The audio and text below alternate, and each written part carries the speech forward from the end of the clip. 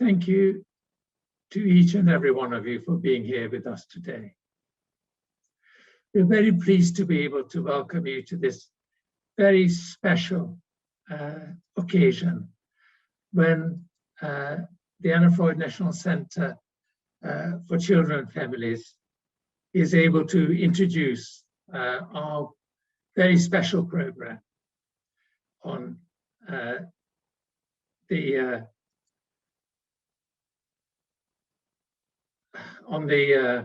National Centre for Family Hubs. I'm Peter Fonagy, Chief Executive of the Anna Freud and Head of Psychology at UCL. I'm really pleased to be able to start this conference today.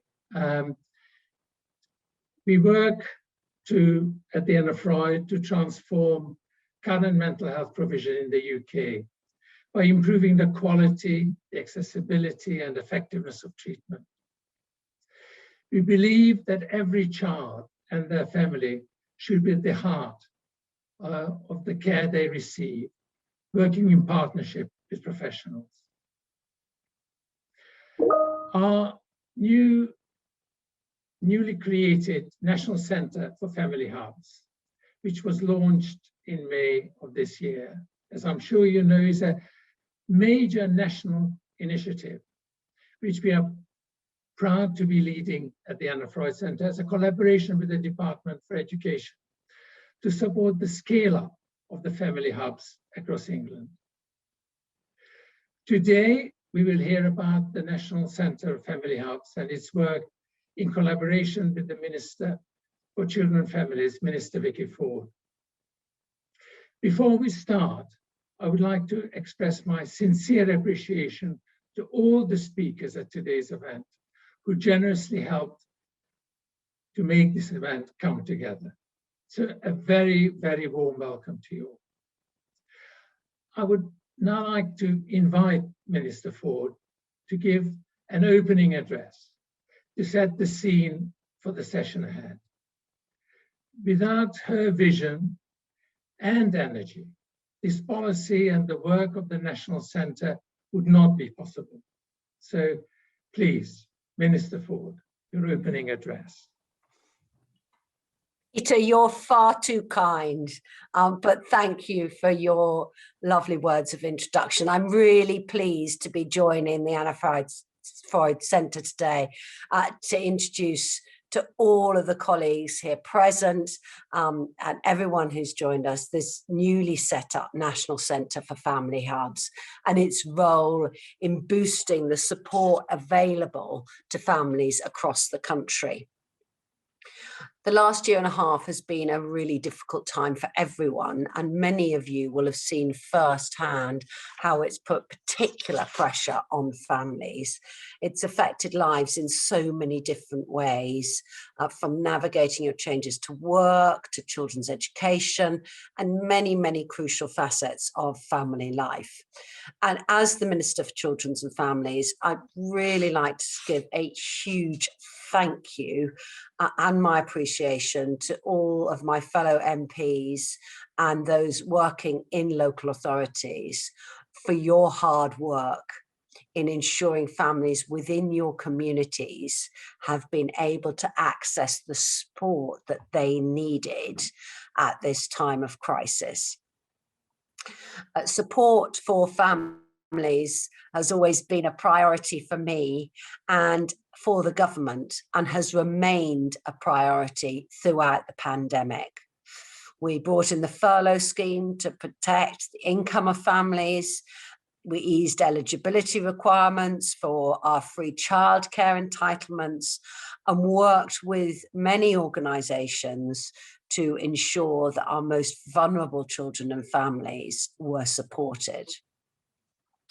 Back in January, we also launched the Independent Care Review to help address major challenges and improve the lives of England's most vulnerable children so that they experience the benefits of a stable and loving home.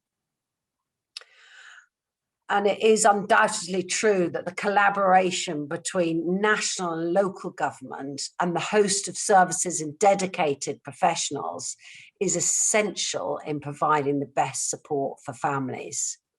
The right support at the right time can make all the difference. And as we look to the future and begin to move out of the pandemic, I'd like to continue to push forward this collective effort to support families, especially as long-term thinking for local services develop. And a family hub is a place for parents to go with their children to access help that might otherwise be too hard to find. They could meet health visitors, they could get access to parenting classes, mental health support, youth services, and more.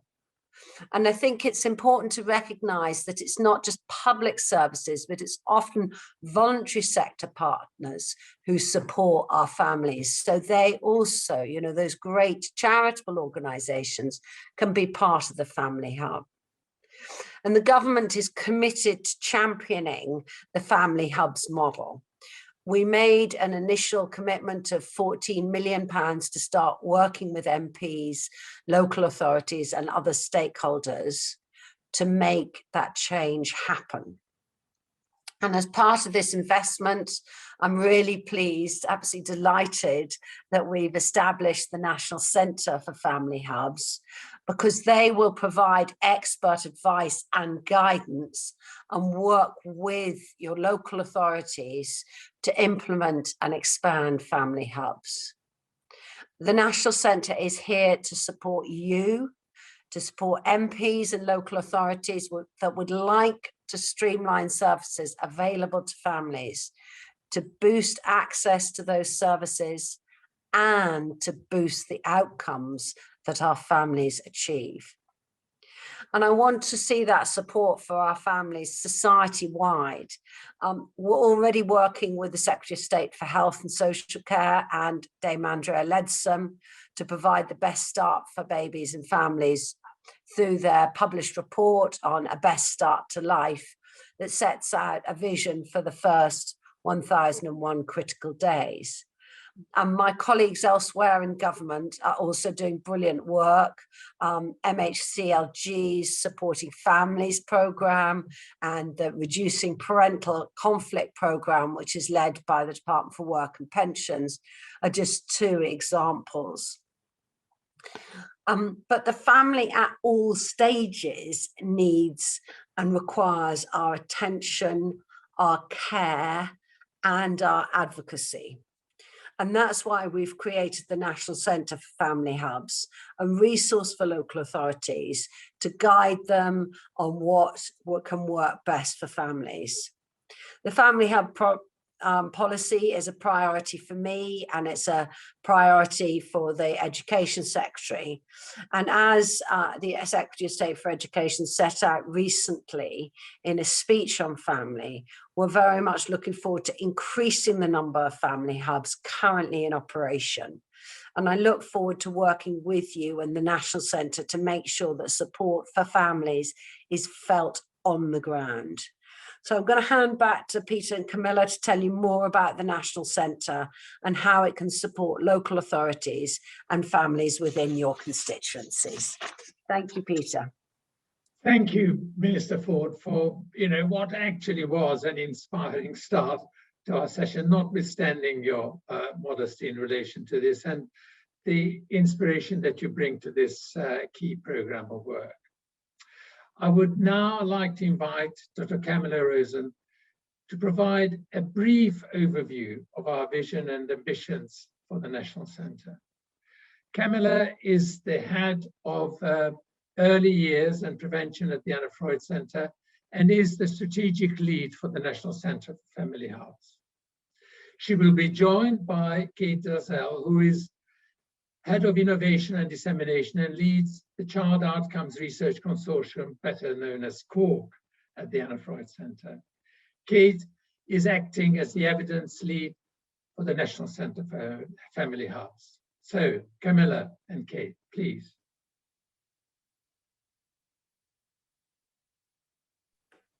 Thanks so much, Peter.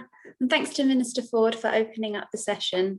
It's really wonderful to be here today and share what we're planning with you all. So I'm going to kick off the first part of the session that we're doing on what the National Centre's plans are. So we've kind of conceptualised the National Centre as a virtual centre of best practice. And the idea is that we want to support the implementation, particularly overcoming some of the challenges that local authorities might be facing, and ultimately the delivery of family hubs across the country. So like Minister Ford was saying, we want to have more family hubs across the country. And this is how we're doing it. We've got a website that went live with the Secretary of State's family speech. But as I'll come on to say, we've got more work to do to build it out. This is just a kind of starter for 10. And within our kind of website, we're hosting a resource library. And our plan is to make that a kind of central hub of information for our local authority colleagues, so that they know where everything is brought together, all the various policies, all the various evidence, the case studies, everything that they might need to help them on this journey will be located in this resource library. But we'll also be creating accessible summaries and resources and tools, so that some of those very long, comprehensive documents are synthesized in a way that's accessible. And that's something that they tell us that they want help with, bringing things together and making it as easy to understand as possible. So we're hoping to also try and do that in a dynamic way. So through resources that aren't just written documents, through videos and through other ways that we can present information in infographics and top tips and things like this. And ultimately, we're working towards developing an implementation toolkit that will bring that all together in a way that will address that information and people can use to help set up their family hub. As part of this, we're also going to have a support line, which is both a telephone line and a kind of an online support, and we've gone live with that already. We're going to provide, we've got a team that we've split up regionally, so we'll have dedicated resource across all the regions of the country, so that bespoke consultation will be accessible to local authorities on their kind of implementation of family hub journey. We're going to support the dissemination of the resource that we're pulling together by running a series of local and national events and action learning sets, as well as us sharing what's happening with local authorities. We also want to bring local authority to local authority peer support together, and we see our action learning sets being a really helpful vehicle to do that. We want to set up a network that will bring together all kind of like-minded and interested colleagues and disseminate a newsletter with all of our latest resources and events in. And we also want to create a kind of shared understanding of where family hubs are and what the coverage looks like, and demonstrate our kind of progression over the next 2 years in our overall mission of creating more family hubs across the country. So just a little bit more detail on how we're going to make this happen. So we're only a couple of weeks into our contract and on this kind of journey of setting up the National Centre. So we're still kind of recruiting and appointing our team. A really big priority is building out our website functionality and that resource library I mentioned. And we're in a kind of listening mode. So we're meeting as many stakeholders as we can and trying to understand in a lot of detail what's happening now, what's the good practice that's out there at the moment. And we're doing this in collaboration with our colleagues at the Early Intervention Foundation, and Donna's going to speak a bit later. So we're reviewing all of the published literature, policy and research. We're collecting case studies, and we have a great example of this from Doncaster coming up. And we're facilitating workshops and interviews with third sector organisations, with local authorities, with workforce groups that are kind of critical to family hub delivery, like the Institute of Health visiting and some of the Royal Colleges. We're speaking to commissioners and we're speaking to departments as well. Again, as Minister Ford mentioned, there's some really critical other departments in government that are going to be part of this collaboration. And then we're working towards developing our implementation toolkit so that we can get that live as soon as possible. And as I said, we've already gone live with our support line. So we're taking inquiries already from various interested parties that want to know more about what we're doing and want more support in setting up their family hub. So what's after this? When we go into core delivery, hopefully we'll kick this off with launching our implementation toolkit. We want to have a national event so that we can kind of set out our stall and people can know where we're at and what we're hoping to do next, and really kind of promote and disseminate the implementation toolkit. And then we're going to have, you know, a series of other events as I described in the action learning sets, and the kind of regional bespoke engagement will start. So that's the plan in summary, but please do kind of get in touch with us, and I'll finish off the session today to remind you how to do that and encourage the kind of local authority colleagues in your constituency to get in touch with us to find out more or how they might want to kind of take part. So I'm going to hand over to my colleague Kate, who's going to say a little bit more about some of our early findings in our stakeholder mapping. Thanks, Camilla. If you could go on to the next slide, I think we have a fairly clear idea at a high level about a national centre can contribute in championing family hubs across the country. We aim to see an increase in the number of local authorities with a family hub and the number of families accessing them. And we also help to be contributing to an improved awareness of family hubs, both among professionals and families, and an improved experience of the support that people are receiving there. And in the meantime, we hope, in the medium term, we hope that this work will contribute to a kind of tangible improvement in a range of outcomes around mental well-being, resilience and social connection for parents and children, as well as being supportive of parental relationships, and with a knock-on impact then on other outcomes like educational engagement. And downstream, we're looking to see in the longer term a reduction in children being involved in children's social care through this earlier intervention work. Next slide, please, Camilla. Just helpful to add that this is what we've kind of found in the local authorities that we've been working with. These are the things that are influencing them. They align with the kind of evidence we found so far, but these are all being kind of, they're, you know, being live defined with the department as we speak. So how are family hubs working at the moment? Who are they working for? Well, they're working with families with children aged from 0 to 19 or to 25, where there are special educational needs and disabilities. And as Camilla said, we're very much in a learning listening phase, and in some areas we're learning that family hubs have been associated more with early years perhaps to date, or that services are starting their journey on family hubs here, often kind of building with intuition around this, where they've got kind of strong foundations in children's centres or Shelf Start, or where they're really committed to the A Better Start agenda and really energised by that. But many family hubs at the vanguard are making available from one hub accessible, integrated, early intervention support to families really across the life course. And that help we're seeing coming in at that early help level, but also melding into aspects of universal support. And that might be for a number of reasons, perhaps as part of pathways into identifying needs and vulnerabilities, perhaps around kind of ensuring that getting that extra help isn't stigmatized, and that family hubs are in a strong position to kind of build trust with communities by working across that divide. I think next slide, please.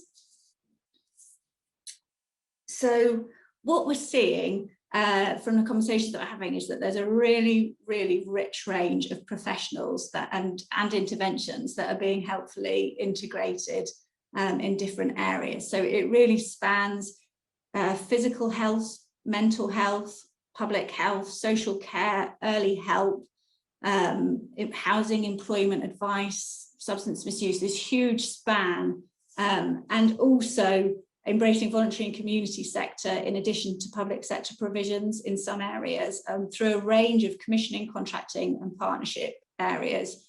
So what we're really learning is that these models are developed partly based on historic strengths, assets and partnerships in an area, but most crucially as a response to what the needs and priorities are locally. So what we're aiming to do with our support is very much a modular approach, and to combine that with an implementation toolkit, so that we've got a really flexible model of support that can kind of share and provide best practice in those different modules of activity as it fits in an area. So next slide. I think just to say that with that implementation toolkit, we'll really be seeking to address some of the range of implementation choices that areas are kind of considering, weighing up and balancing when they're developing their family hub models. There's kind of a huge range of questions and balances to be achieved here for areas, and areas are already actively, dynamically working with these things, and especially, of course, in the recent phase of just huge learning, change and adaptation over the pandemic.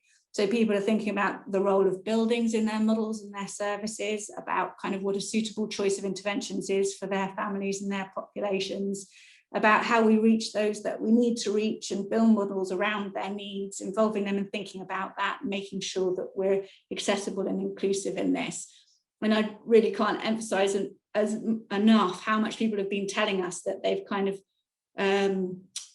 really been learning fast recently, and that there's a need to really kind of incorporate and build on some of this stuff around how virtual deliveries can help reach parents but can hit digital poverty, and just how much opportunity there is to consolidate that.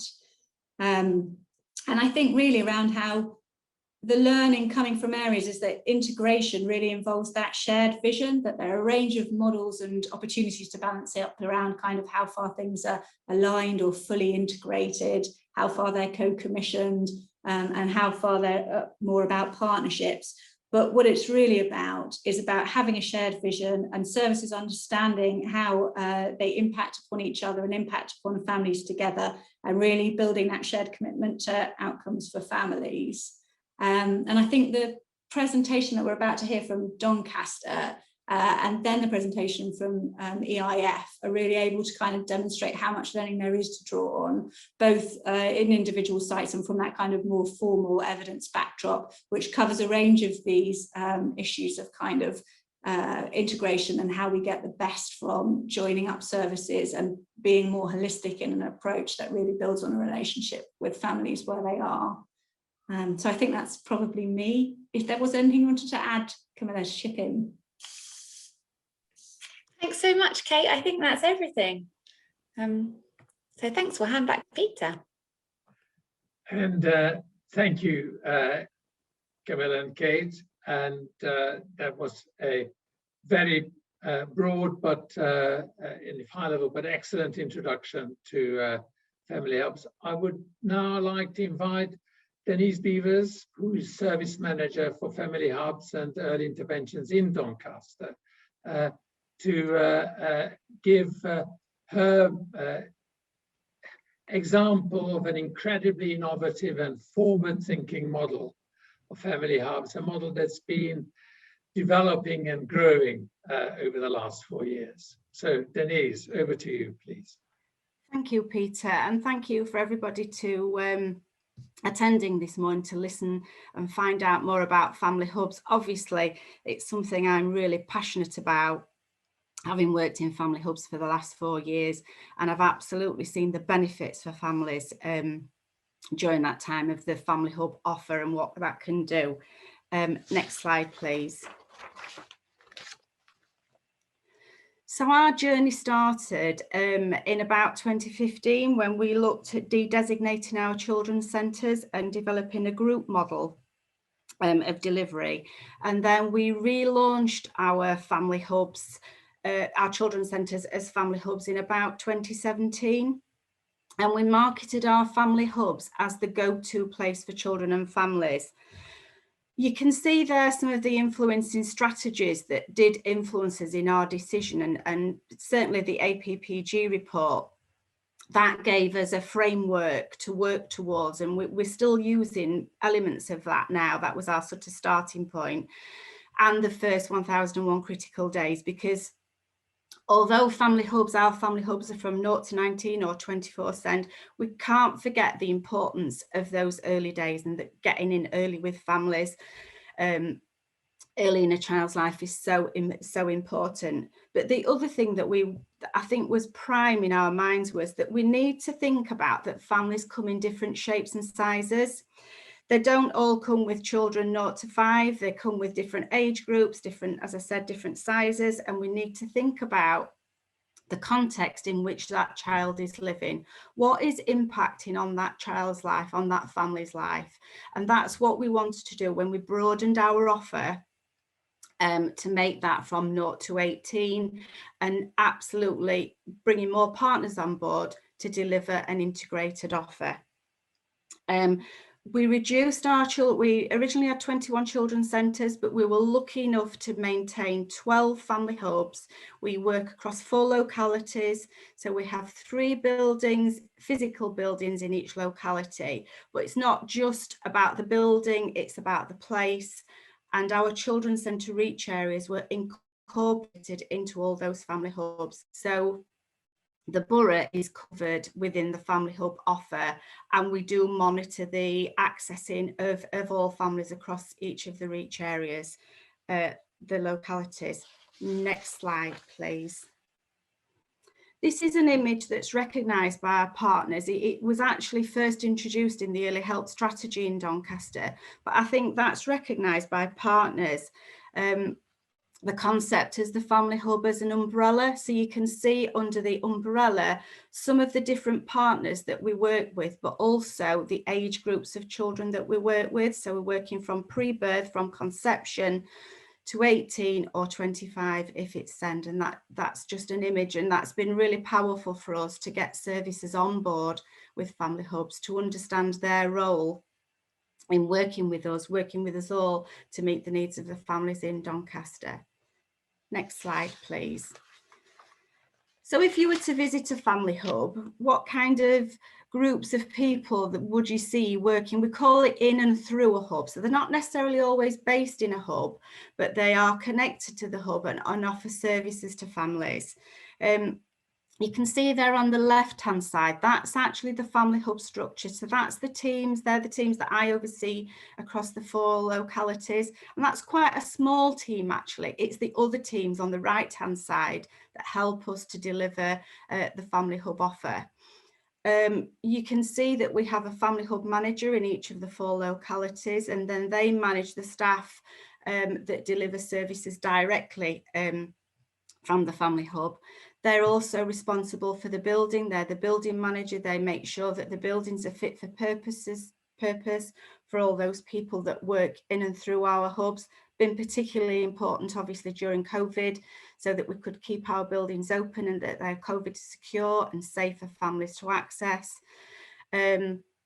Business support are key to our teams. They're the face of our children, our family hubs, and they often the first person that they speak to, either on the phone or as they come through the door, so they're able to signpost people to all the different services that are available.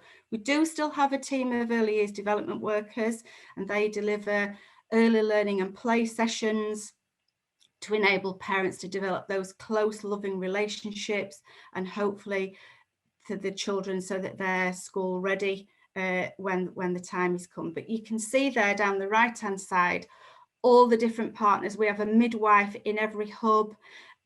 We have GPs, not at the moment obviously, but working in some of our hubs. We've recently been contacted to see if we can deliver vaccines to our Gypsy Travellers communities in the hubs. I heard Minister Ford talk about our voluntary and community services. They are key to helping us to deliver support for families, particularly around food banks, the hygiene bank, again during the pandemic, and postnatal support for families across our areas. Just one more service that comes under our leadership is the Young Carers Service.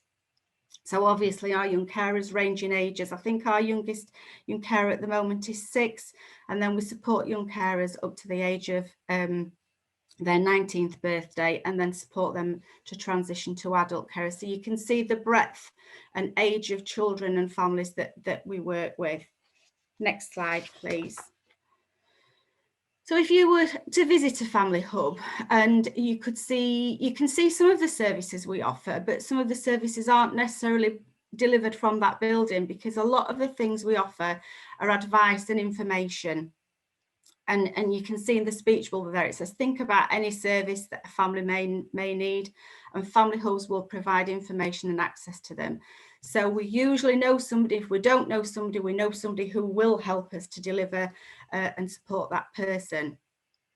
We did use, you can see there, the 4 main headings from the APP report, and we still work towards that now. So underneath health and development, employment support and childcare, and all the other headings there, we do offer a range of services and signposting, and we've developed that as time's gone on. So things like reducing parental conflict, parenting, working with families with complex needs. We have parent engagement workers, which I think we've had them for about 2 or 3 years now, and that's funded by our Troubled Families or Supporting Families budget, and that helps us to identify families early. I heard Kate, I think, talking about early intervention, about getting in at the early point, and I suppose one of our key aims that we want to achieve is to keep children out of statutory services. Next slide, please.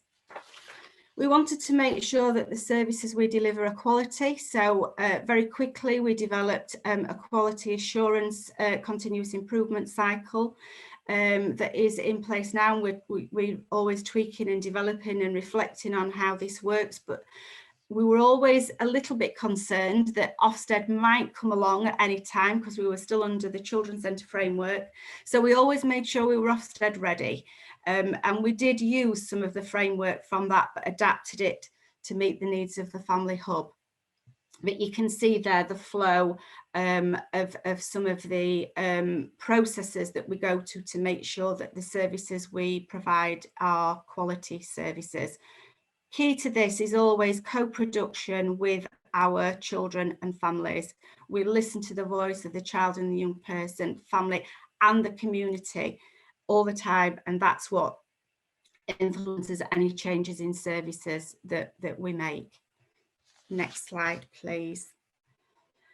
We know it's important that we need to capture the outputs and outcomes of what we're doing, and we do this in a range of ways, and I would say we're probably about 60% down our journey of refining this.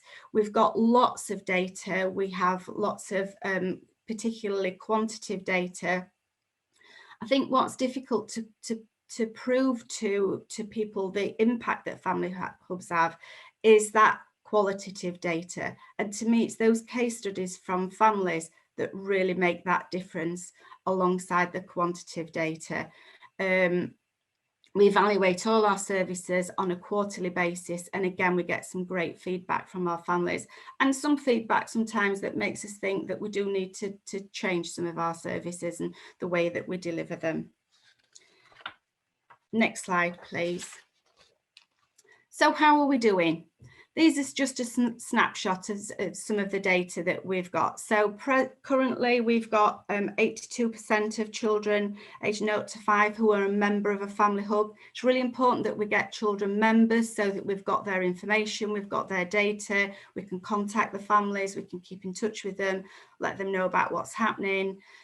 So yeah, we've got 82%, which I think is around 14,000 children that are a member of a family hub in Doncaster. We've got 73% engaging in family hub services. Obviously during COVID, we've had a completely different offer. but we've been able to support over 10,000 families in 20,000 different types of support. And that support can be around food banks, emotional support, resources and activities for children, housing, finance, anything you can think of. We've really tried to support our families. Social media has been fantastic for us during COVID, and we've really been able to reach a lot more families than we do normally. And we've actually developed a virtual hub where we've got a live chat facility, so families can chat to somebody live, and we've had lots of virtual sessions. We've done virtual parenting groups. So I think there's lots to learn from COVID of what we're going to take moving forwards. But you can see there from the example of the parents' feedback that they've really valued, and in some respects I think valued what we do more during COVID than previous. I think they've recognised, you know, that we are there and we are there to support them. Okay, next slide. So what next for us? We're always changing and developing, we're always looking to improve. Obviously we do need to think about the impact of COVID and what impact that's had on our families that are coming. I was in a hub the other day and there was 15 families outside playing and learning together. They're really welcoming that face-to-face back again, but as we've said, the virtual is something that we will keep aspects of that for those people that are more isolated.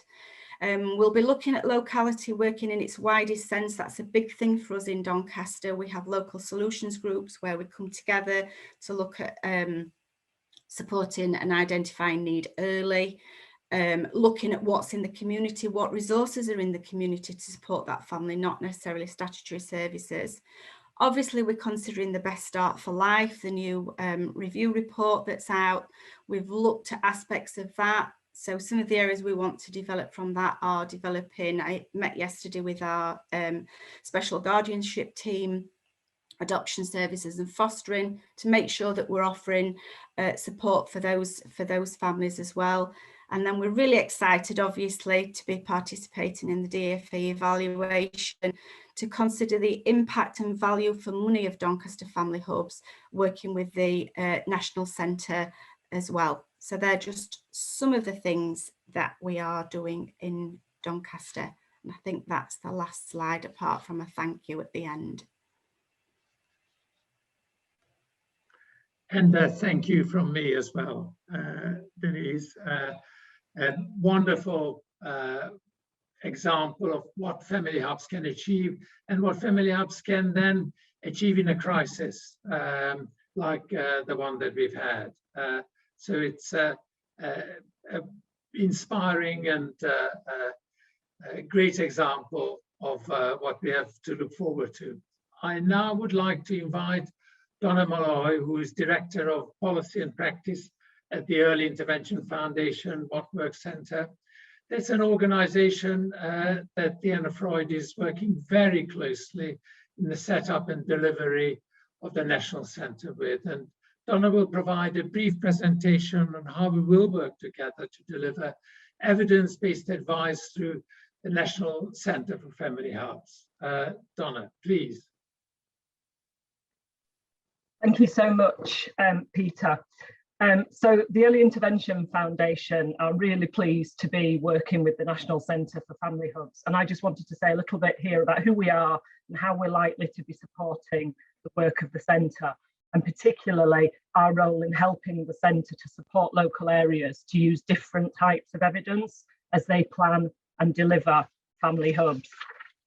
So just quickly on who we are one of the government-sponsored What Works centres, which aim to support use of high quality evidence in decision making in order to provide more efficient and effective public services.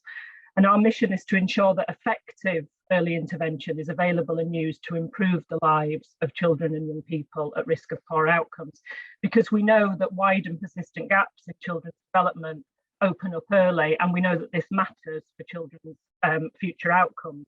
But we also know that none of this is fixed or set in stone, and that effective support can make a difference if it's delivered to a high standard and carefully directed to the children and families who need it most.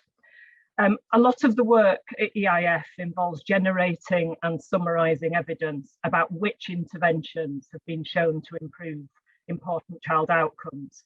And for family hubs to make a difference, we would argue that it's important they deliver the services which have been shown to be effective, and that's crucial in their ability to boost outcomes in the way that Minister Ford talked about at the beginning. And by effective, we mean those interventions which have evidence from a robust study of improving at least one child outcome. And on the slide here is the Early Intervention Foundation Guidebook, which is an online tool where we bring all of this information together, and you can search according to the outcome you might be interested in, or the age group or stage of child development that you're interested in. It will generate a list of interventions that have evidence of improving outcomes, because we think it's really important to be clear which approaches have shown impact and which haven't. There are lots of interventions and ways of supporting families that haven't yet been tested for outcomes, which in many ways is not surprising, because we know that developing evidence of impact takes time.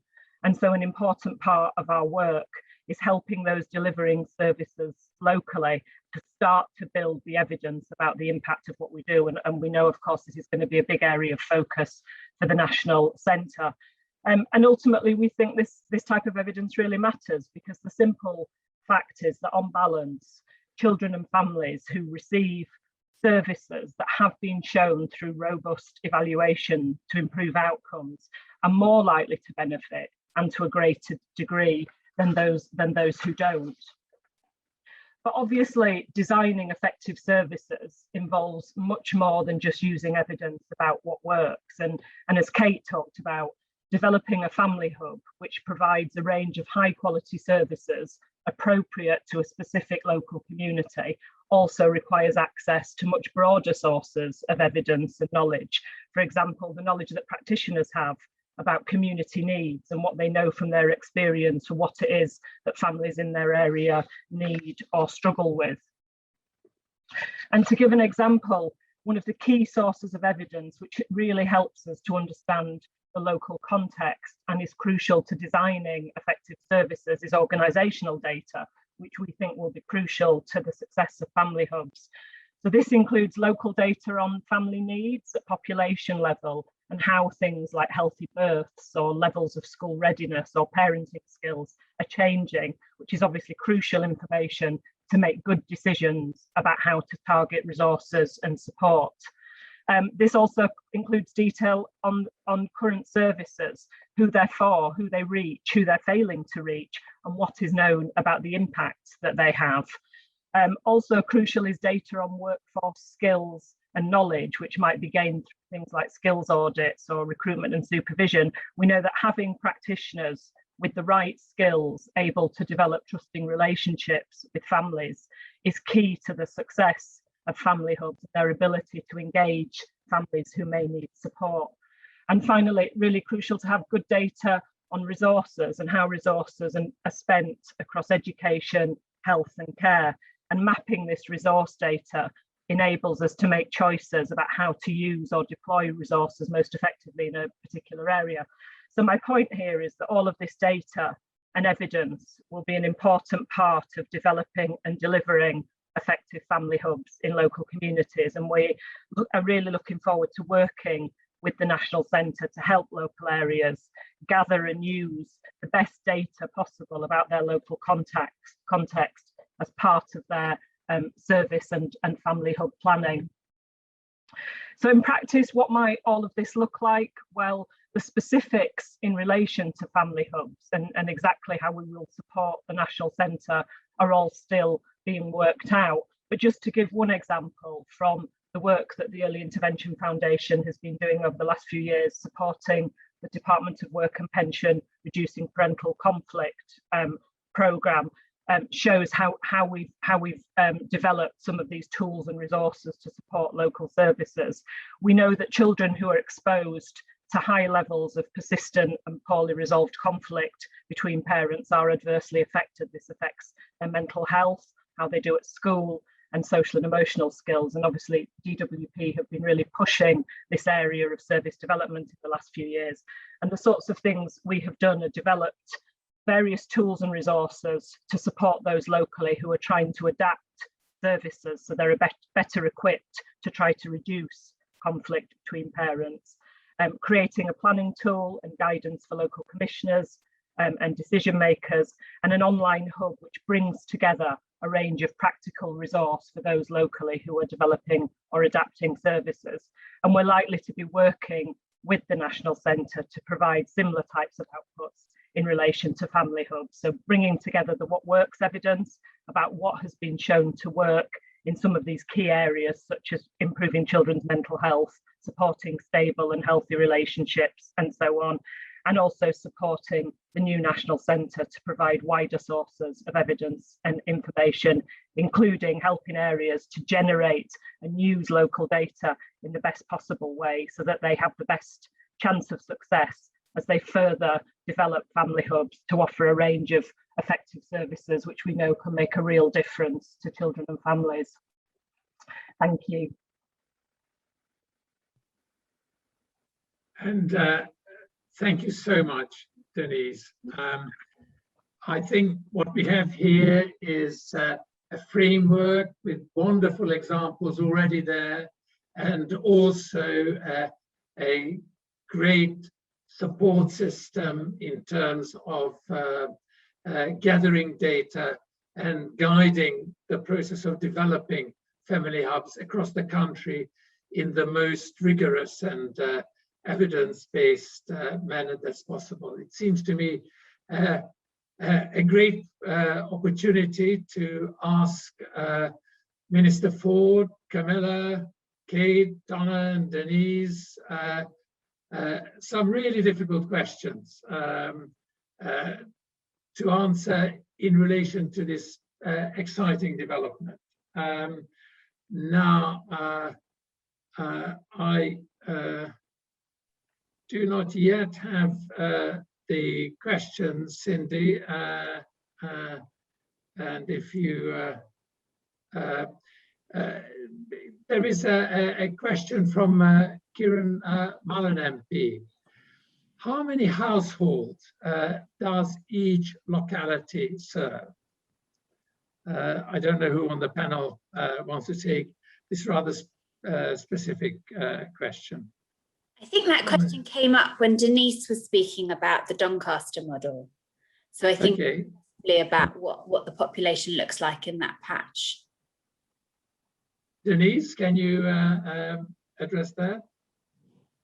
Sorry, I'm not able to say how many households because we count children, and so that's a difficult thing to do because obviously, as I said, families come in different shapes and sizes. It's difficult to do that. I think this is a learning point for any family hubs moving forwards who are starting to develop.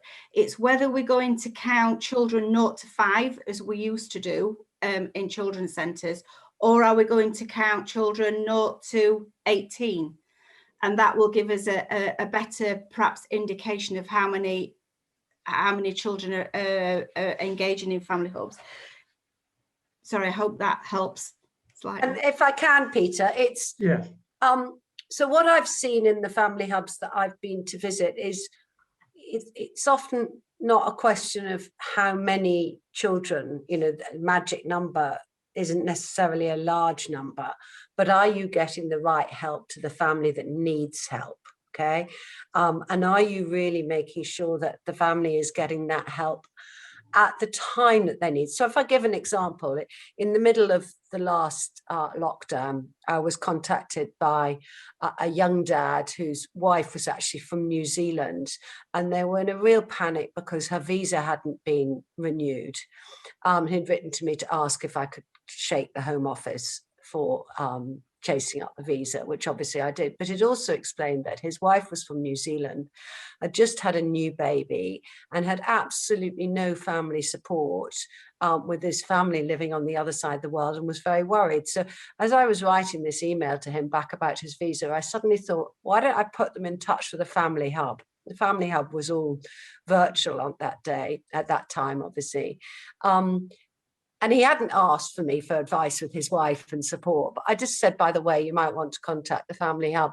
By the end of the day, he emailed me back that his wife had contacted the Family Hub and was now on a WhatsApp group with other mums with new babies and was planning a walk to push the pram around with another mum with a new baby.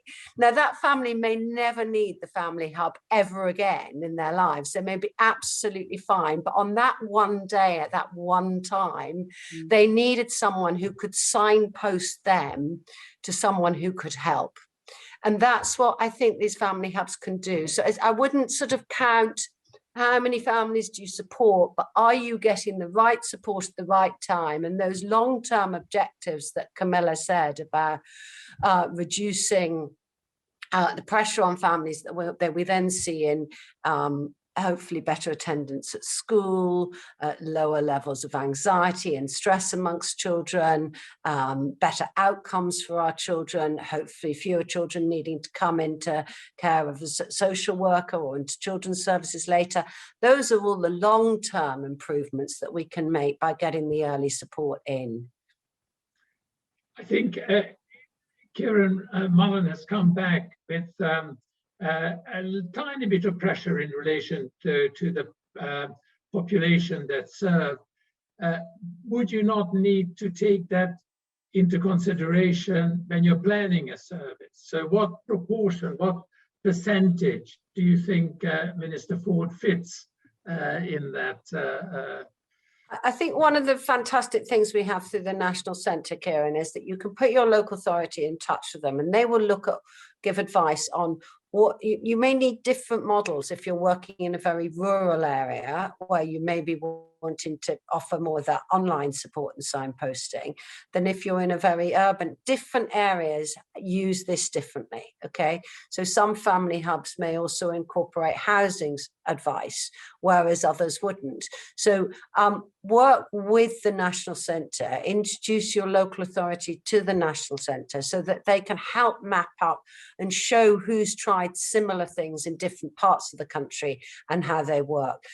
If you were in an urban area, your family hub may easily be able to contact many more families than if you were trying to cover a large rural area.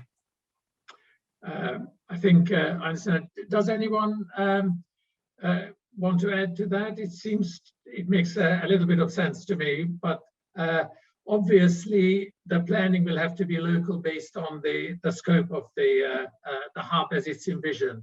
And obviously it may change depending on the change of scope, I would guess. Can I, a second question from Ben Everett. He asked, do we have evidence for the impact on the reduction of demand on other parts of the public sector as a result of early intervention via the hubs? Donna, Camilla, Kate, can you offer evidence in this context? Go ahead. I'll go first, Camilla. I'm not sure we can talk about early intervention through family hubs because we're still obviously in the process in terms of evaluating family hubs specifically. But we do know that certain types of early intervention can have an impact in terms of reducing demand pressures on other bits of the system. So one of the main examples that local authorities are very interested in is how support for parenting and family relationships can reduce the numbers of children who might be at risk of maltreatment or at risk of going into children's social care system. And there are interventions that have been well evaluated and shown to be effective against those outcomes. And again, the guidebook that I showed on the slide summarises exactly what impacts have been seen from different ways of supporting children and families. So yes, there is some of that evidence which hopefully will be developed as part of the evaluation work of family hubs. Camilla? Yeah, thank you. So just echoing really what Donna said, I think it's really central to this piece of work that we focus in on the return on investment that we might be able to elicit.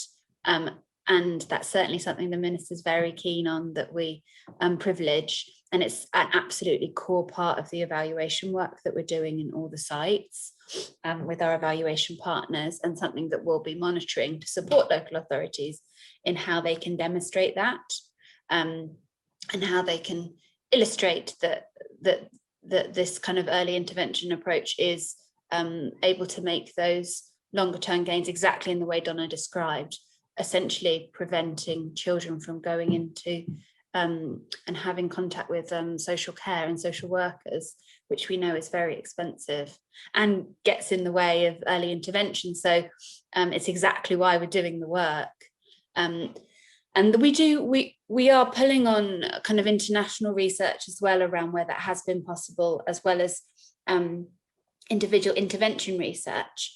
But there's something really specific about the English context that we're trying to learn about. So we're both trying to be evidence-based where that's possible and evidence generating. And this is a kind of live process. So we're trying to bring those things together, and would really welcome hearing from local authorities who are interested in developing their kind of return on investment kind of capacity and intelligence, because it's going to be a key part of the work that we're doing. Thanks for that. Perhaps one last question that you could address for us is, if there are targeted areas, particular geographies, or particular demographies that should be prioritized in this, are you looking at high need areas or high capacity areas? What sort of needs are you prioritizing? And Minister Ford, do you have a view? So I think I wouldn't say it was particular geographies. I'd love to see these happen everywhere, because I have seen firsthand what an amazing difference they can make. But I think it is particular types of families. If you look at Josh McAllister's report, Josh is leading the care review, his first heads up report that he published last week, he's talked about needing to put more support around families in order to help remove the pressure that can sometimes lead to more intense interventions needed later. So we know that some families are more vulnerable than others, and making sure that you're open to them without stigmatizing. Okay, because we also know from the example I gave you earlier of that mother who at that time needed that help, you know, we know that if you don't get that support as a new mum, the risks of you getting mental health issues, postnatal depression can really accelerate. So it's about getting the right support to the right people at the right time.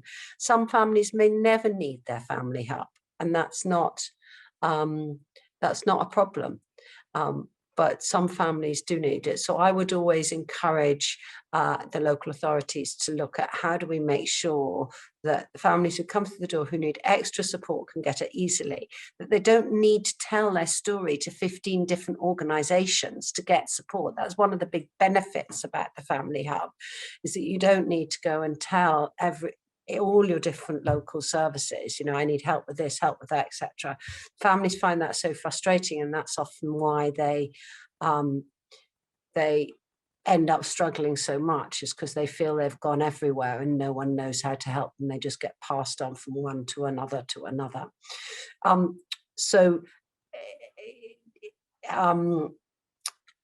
think we know what types of families are more vulnerable.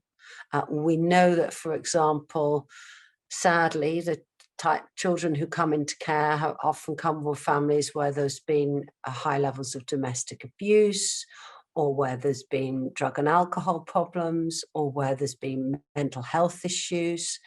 So making sure that one can signpost families to help with those bits of advice. Again, not everybody needs them, but the ones who need them, if they get them early, then we can help hold the family together and support them.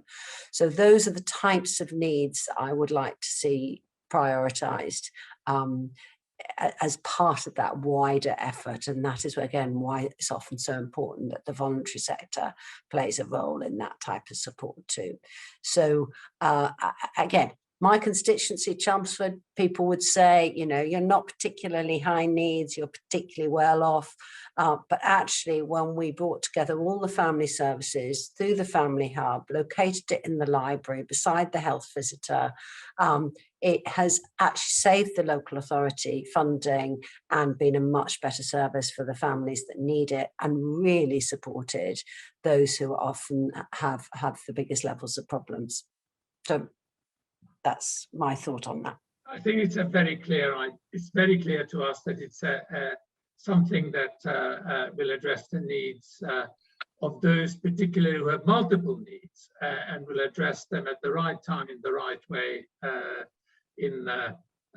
perhaps more efficiently, as Michael Porter would have us arrange all health services. With that, I just want to thank everybody, Minister Ford, Camilla, Kate, Donna and Denise for their contributions, and thank you for listening, and your contributions will be most welcome. Immediately after this, in the medium term, or indeed in the long run, for us to be able to deliver better on the vision that you heard outlined today. So thank you very much for listening. Bye for now.